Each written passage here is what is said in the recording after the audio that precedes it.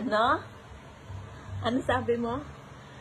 Akala ko hindi magkakaroon na ng asawa.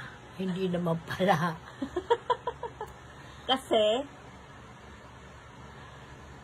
Sana ganun na lang para bakit wala siyang asawa?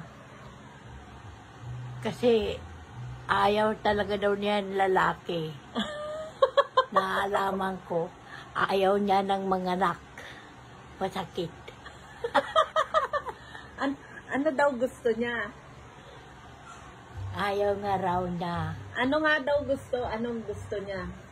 Wala. Yun, tumulong lang sa mga pamangkin niya. Akala ko babae ang gusto. Hindi naman nagkakagusto sa kanya. Ala! Kasi babae rin siya. Hindi. Meron siya. Shota. Si Ate Marlene. Natatandaan mo? Ay, wala na. Naghiwalay na daw yan. Hindi pa. Hindi Stay pa? strong sila. Strong Akala girl. ko naghiwalay na. Hindi. Sila pa rin.